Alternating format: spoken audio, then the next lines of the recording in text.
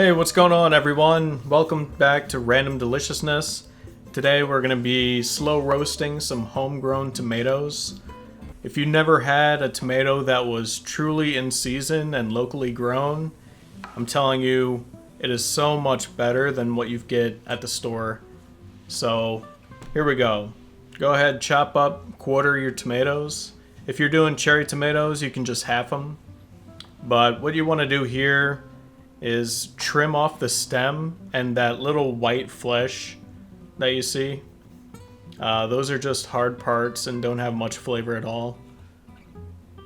You can de-seed them if you want, remove the seeds. Sometimes I do, sometimes I don't, just depends on how I'm feeling.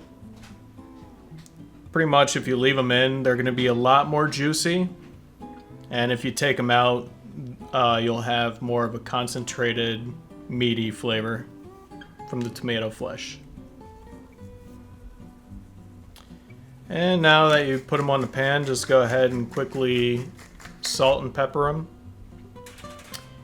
And here we're putting them in the oven at 190 Fahrenheit for about an hour. So what this does is just concentrate that natural tomato flavor. It really takes off that raw edge from the tomatoes and just makes them delicious, especially if you put a little olive oil on there. Good timing. Just drizzle some olive oil. That's all you need. Olive oil, salt, and pepper, and these tomatoes are fantastic. I was never really a big fan of tomatoes until I tried homegrown tomatoes, and now I can't get enough of them. They're so delicious. If you haven't tried a tomato like this, highly recommend it. Slow roast it. They're so meaty and flavorful. So good.